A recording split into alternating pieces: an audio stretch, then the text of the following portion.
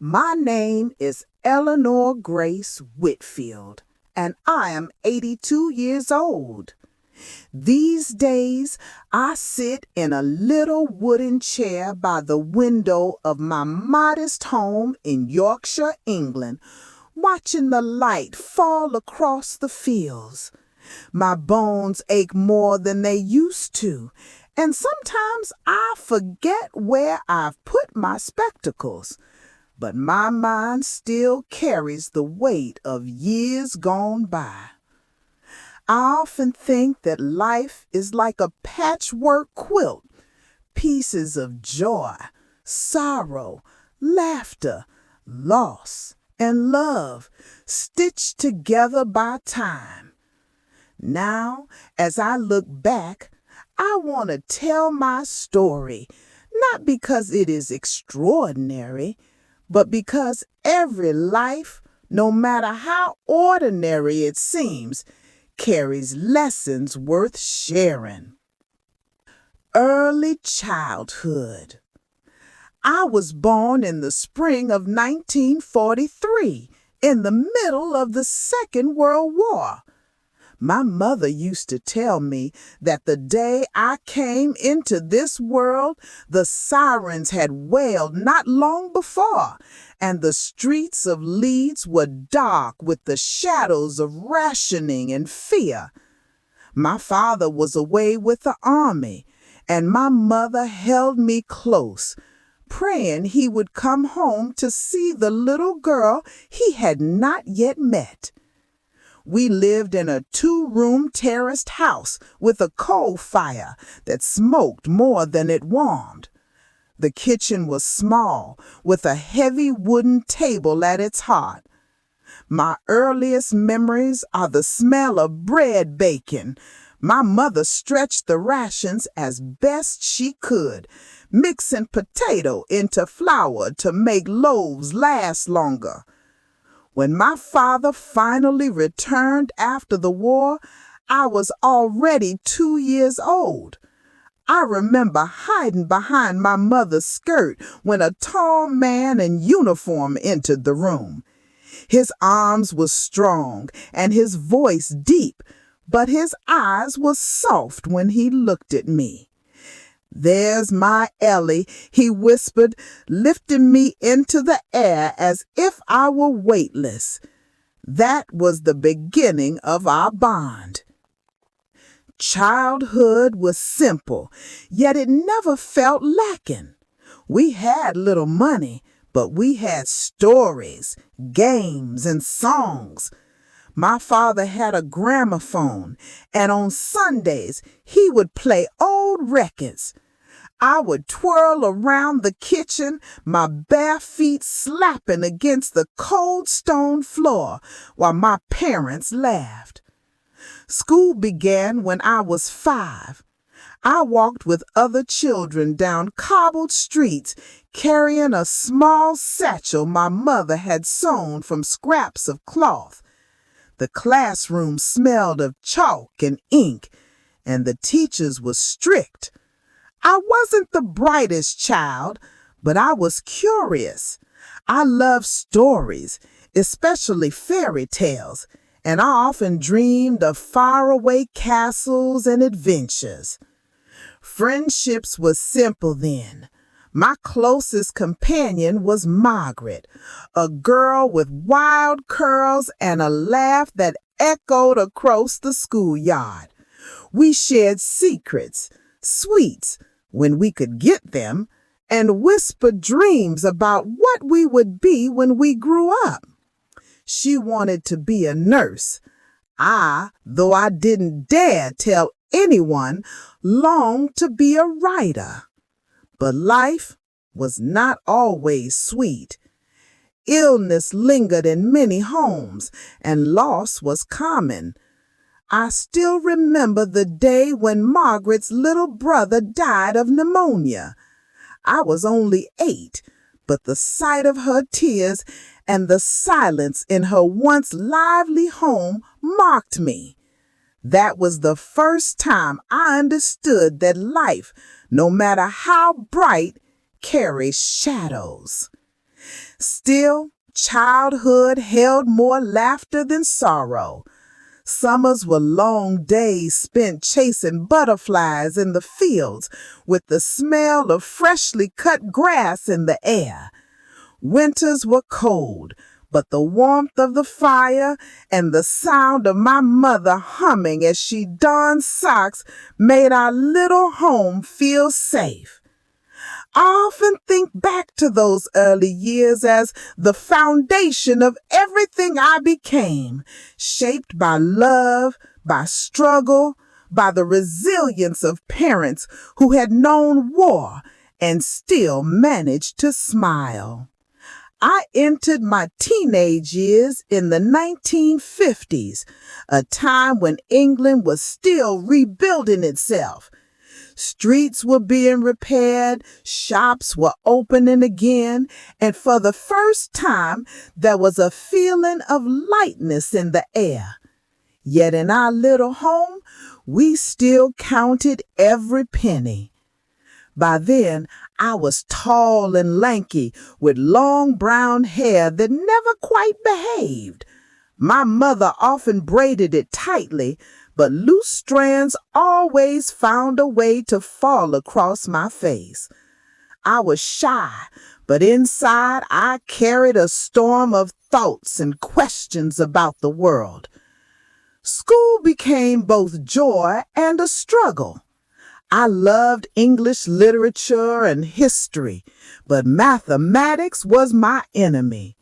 My teacher, Mr. Clark, was a stern man with thick spectacles, but I'll never forget when he caught me scribbling poems in the margins of my notebook. Instead of scolding me, he asked me to read one aloud. My hands shook as I held the paper, my voice trembling, but when I finished, he nodded and said, "There's truth in your words, Eleanor. Don't lose that." That was the first time an adult had ever acknowledged my secret dream, to write, to put feelings into words. At home, my parents worked tirelessly. My father had taken a job at a factory, his strong hands blackened with grease each evening. My mother cleaned houses for wealthier families. I would often accompany her, watching polished floors and silver cutlery, imagining what it would be like to live in such a grand house. My mother always reminded me, hard work is what makes a life, not fancy things. Still, the longing for more never quite left me. Friendships grew and shifted. Margaret remained my closest companion, though now our conversations were about boys, fashion, and dreams of the future. We spent afternoons at the small cafe in town, sipping tea and sharing slices of Victoria's sponge cake when we could afford them. Music filled the air, Elvis Presley and Cliff Richard, and we dreamed of dances and romance. I did fall in love once, at 16. His name was Thomas Miller, a boy from the neighboring village with dark hair and mischievous eyes. He worked at the local bakery, and every Saturday morning I'd find an excuse to pass by, my cheeks burning when he greeted me with a smile. One summer evening at a local fair, he asked me to dance. The memory of his hand in mine, the sound of laughter and music all around, still lingers like a dream. But young love rarely lasts, and by the time autumn came, he had moved to London for work. I cried for days, but eventually I learned to carry on. The teenage years were also a time of responsibility. I helped my mother with housework, learned to sew, and even took small jobs to contribute a few coins to the household. Though I often dreamed of escaping into books and stories, reality reminded me that duty came first. Still, hope burned in me. I began keeping a little notebook under my pillow where I wrote my thoughts, poems, and small stories. They were clumsy, imperfect, but they were mine. It was in those pages that my voice truly began to grow.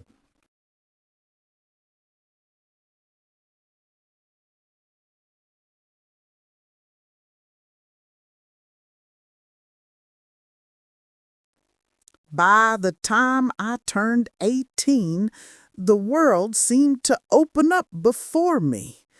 It was the early 1960s, and life in England was buzzing with change.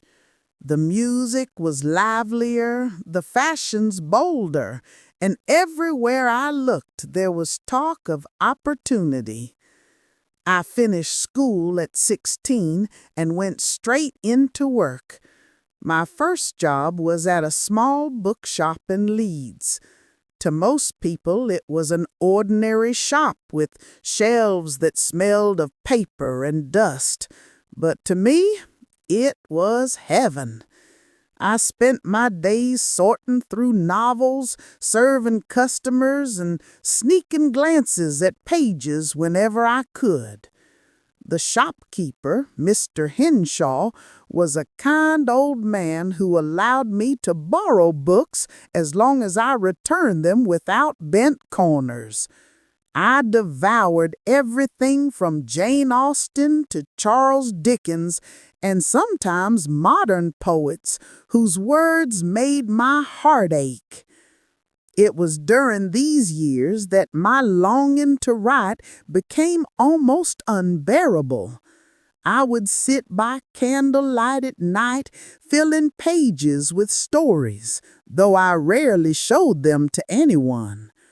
Writing was my secret world, a place where I could pour out feelings I didn't know how to speak aloud.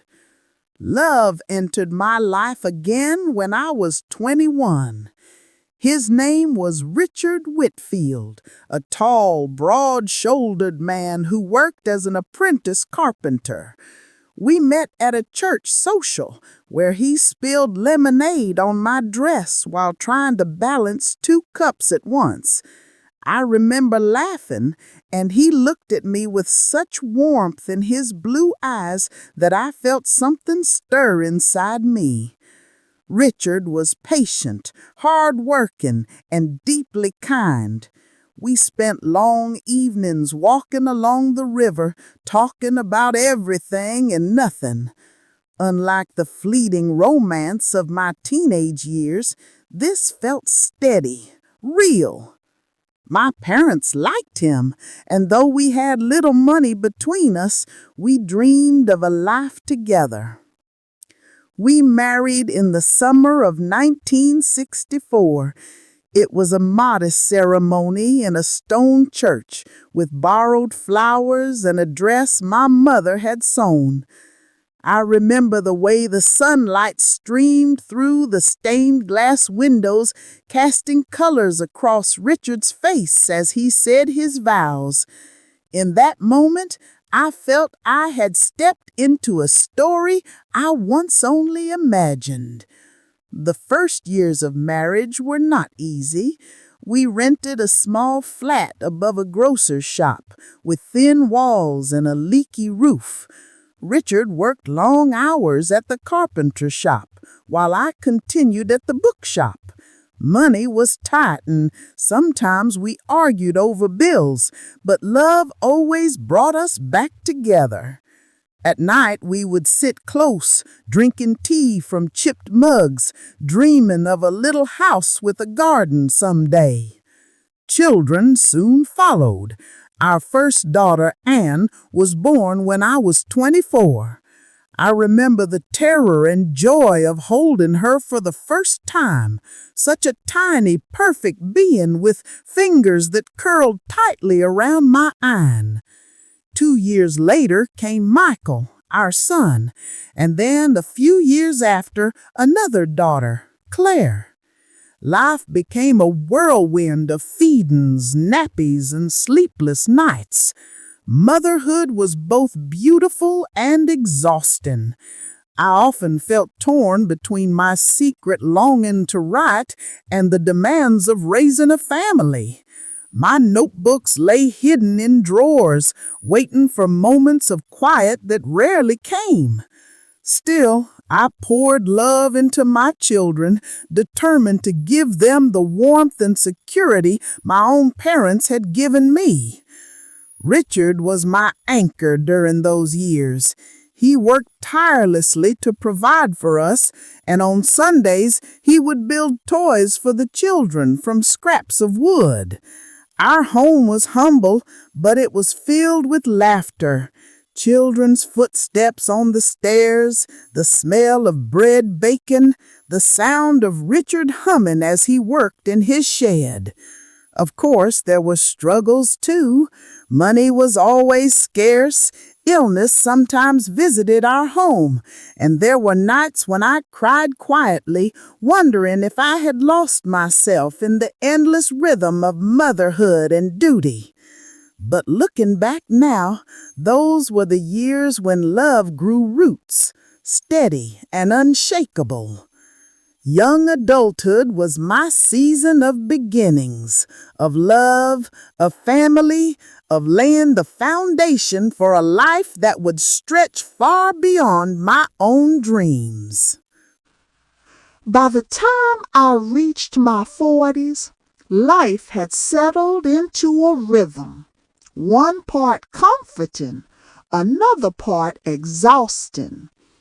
Our children were growing quickly, and the small flat we had once made do with gave way to a modest house on the edge of town.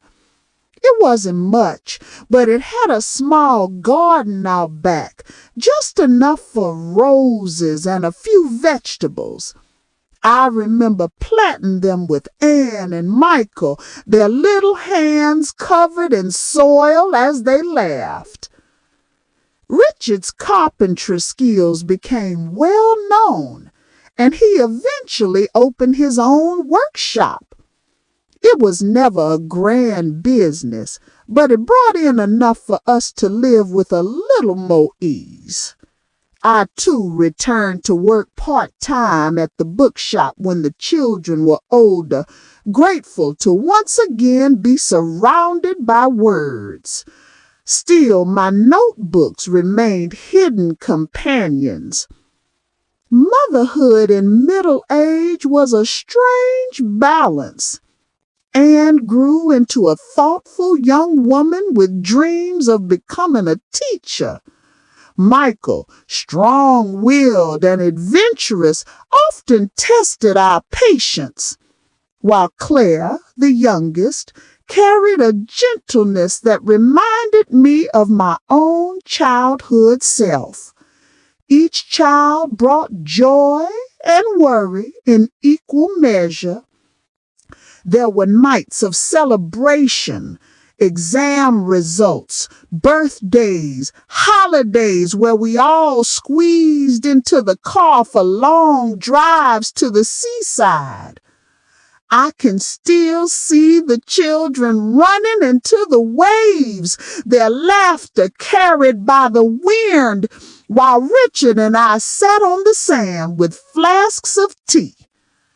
Those were moments of pure happiness, the kind you don't recognize fully until years later. But middle age also tested me in ways I had never imagined. My father passed away when I was 45. The grief was heavier than I could bear at times. He had been my strength, my example of resilience, and suddenly the world felt less steady without him. I remember standing at his graveside, holding my mother's trembling hand, feeling as though a piece of my own foundation had crumbled. Not long after, Richard fell ill for the first time.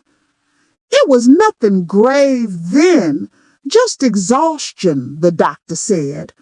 But the sight of him weak and pale shook me deeply. For years I had leaned on his strength, and now I realized how fragile even the strongest can be. It was during those nights, as I sat by his bedside, that I returned to my writing. I poured my fears, my hopes, my prayers into words.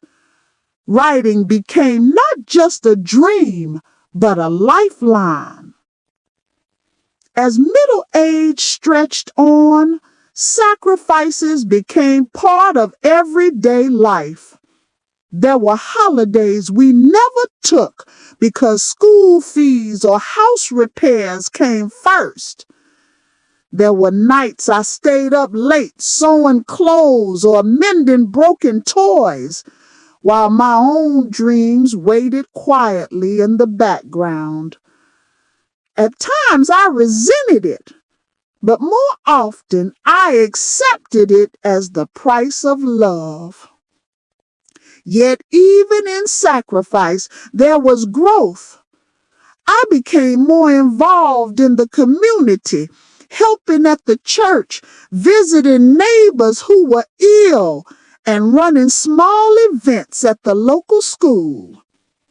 People began to see me not just as Richard's wife or Anne's mother, but as Eleanor, someone who could listen, comfort, and give of herself.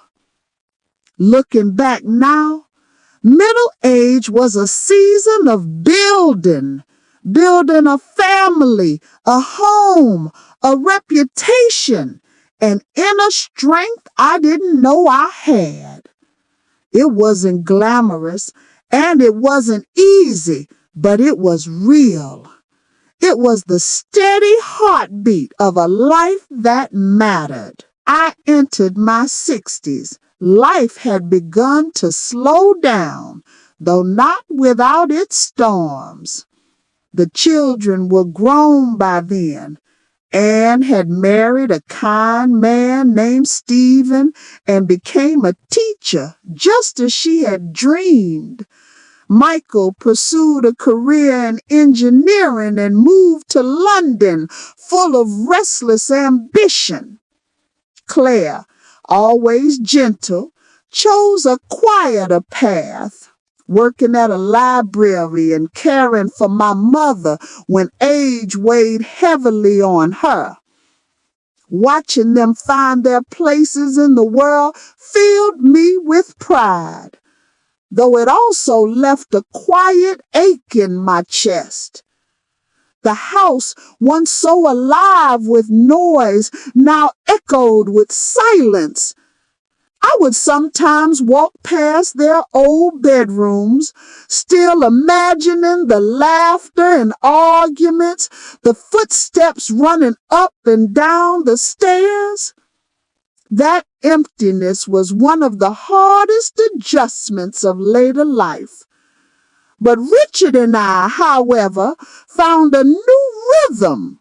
With fewer responsibilities at home, we began to rediscover each other. We took small trips to the seaside, to the countryside, even once to Scotland.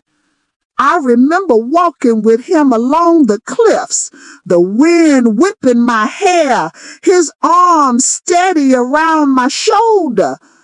It felt as if we had gone back to the days when we were young and dreaming. But these years also carried losses that cut deep. My mother passed away when I was 62. She had lived a long life, filled with resilience and quiet strength, but her absence left a void I still feel. I often wish I had asked her more questions, listened more carefully to her stories. Grief, I realized, is not just sorrow for the person gone, but regret for all the unspoken words. Health, too, began to whisper warnings. My knees ached, my eyesight dimmed, and there were days when simple tasks became burdens. Richard's health was not strong either. He battled with heart problems, and there were nights I lay awake listening to his breathing, praying silently that he would wake in the morning. Those fears became part of my everyday. Still, life in later years brought joys I had never known before. Grandchildren. Ann's daughter Emily was the first. I remember holding her, feeling the weight of a new generation in my arms, marveling at the circle of life. Soon after came others. Michael's two sons and Claire's quiet little girl. The house filled again with the sound of children's laughter, and for the first time in years, toys were scattered across the floor. Becoming a grandmother gave me a second chance to enjoy the small moments I had often been too busy to notice as a young mother. The smell of a baby's hair, the wonder in their eyes as they discovered the world, the simple joy of reading a storybook aloud. As the years passed, I also began to see the world changing faster than I could follow. Technology transformed everything. Mobile phones, computers, the internet. At first it bewildered me, but gradually I accepted it. My grandchildren helped me learn how to send emails and even video calls. Sometimes I would laugh thinking of the girl who once carried a satchel to school along cobbled streets, now speaking to her son in London through a glowing screen. Later years were a mixture of bittersweet emotions, loss and gain, weakness and wisdom, endings and beginnings. But through it all, I held on to gratitude for the family I had, for the love that had carried me. After raising my children, when the house grew quieter and my hands were no longer so full, a restless whisper began to rise inside me. It was the voice of the little girl I had once been, standing barefoot in the red dirt, dreaming of reading books and writing her own name with pride. So, at nearly 50 years old, I did something most folks around me thought was strange. I joined the adult night school held in the basement of our church. That first evening, I walked in clutching a borrowed pencil and a second-hand notebook my son gave me. My knees shook as I sat among strangers, some younger, some older, all with hope shining in their tired eyes. The teacher, a kind man named Mr. Henson, wrote words on the chalkboard. When it came time to read aloud, I froze. My voice quivered, my palms damp. But I tried. The letters stumbled from my lips, crooked and uneven, like a child learning again. I felt heat rush to my cheeks. Yet Something miraculous happened. No one laughed. They clapped. "You did good, Miss Evelyn," someone said. I could have cried right there. There were nights I fell asleep over my book after long hours of work. There were spelling tests I failed, tears I shed quietly at the kitchen table. But there were also triumphs, like the night I read a whole passage from the Bible at church, my voice steady and sure. The congregation stood, some even weeping. For me, it felt like chains had broken. At 52, I finished my first novel cover to cover. The story wasn't just words on the page. It was a door opening to a world I had once thought forever closed to me. Chapter 8. A Friend Named Ruth. At night school, I found a friend. Her name was Ruth, a widow with salt and pepper hair and a laugh that filled the room. She and I would walk home together after class, talking about the things we wished we had done earlier in life. "Evelyn," she said once, "we might be late bloomers, but don't flowers bloom beautiful even in autumn?" We laughed and promised each other we'd never quit. When Ruth passed away a few years later, I kept one of her notebooks. To this day, I sometimes flip through those shaky letters, remembering her courage. Chapter 10. Teaching Others. After learning to read, I felt a responsibility. Knowledge is not meant to sit still, it's meant to flow. I started helping others in the neighborhood. Miss Hattie down the road asked me to read her son's letter from the Army.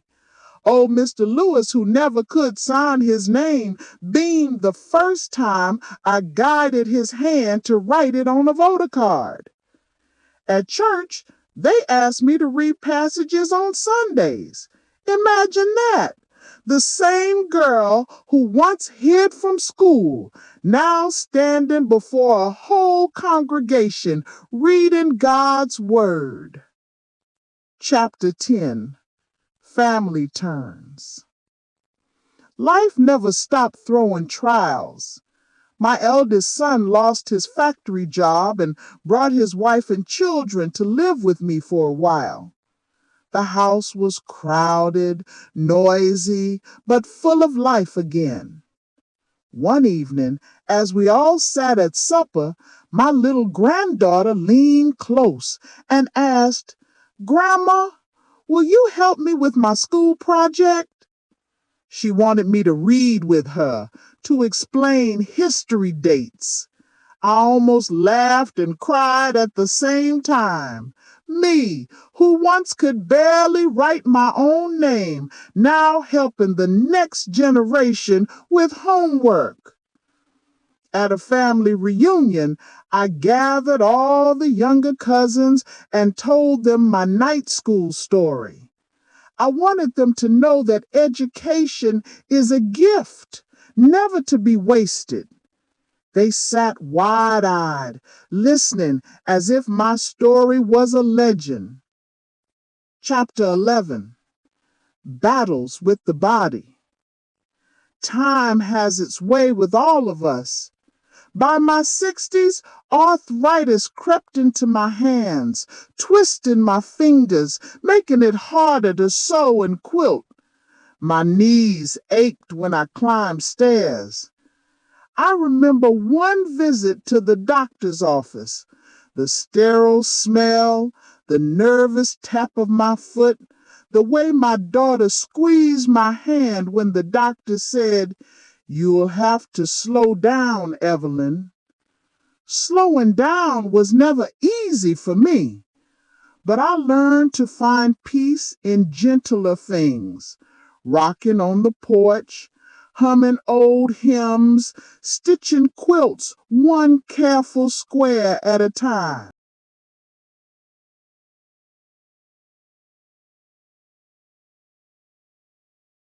A changing world. The world outside my window transformed in ways I never dreamed as a child. Television brought stories into our home, news from faraway lands, voices of leaders, faces of heroes. Then came computers, cell phones, things I could barely understand. My grandchildren laughed as they showed me how to tap a screen, and I'd laugh too, amazed at how fast life kept moving. I'll never forget the night we all sat around the TV watching history, the election of Barack Obama. Tears rolled down my cheeks. I thought of my father picking cotton, my mother bowing her head to prayers, and me, the little barefoot girl who wasn't allowed in certain schools. That night, I whispered, "Look how far we've come." Letters to my younger self. Sometimes, late at night, I wrote letters to the girl I used to be. "Dear Evelyn," I'd begin, "don't be ashamed of your struggles. Don't hide your dreams. The pain you carry will one day turn into wisdom you can share. And remember, you are stronger than you think." Those letters never reached her, of course, but they reached me. They healed me. Lessons for the young. In my later years, my grandchildren would gather around and ask questions. "Grandma, what matters most in life?" I always told them 4 things. 1, patience, because rushing makes you stumble. 2, kindness, because it costs nothing but heals everything. 3, courage, because fear will rob you if you let it. 4, gratitude, because even in sorrow, blessings hide. My porch reflections. Now, at this age, I spend much of my time on my porch, rocking slowly as the sun dips low. Children's laughter echoes from the yard, the smell of supper drifts from my daughter's kitchen, and I feel a fullness in my heart I never thought possible. I once believed my life was ordinary, almost invisible. But looking back now, I see it was extraordinary, not because I became rich or famous, but because I loved deeply, endured bravely, and left behind a trail of lessons for those who come after me. As I tell you this story, I feel at peace. My journey was not easy, but it was worth every step. If my voice can reach one soul and remind them never to give up, then I have lived well. And if there is one thing I know for sure, it is this: life is never finished teaching us, not even in our final days.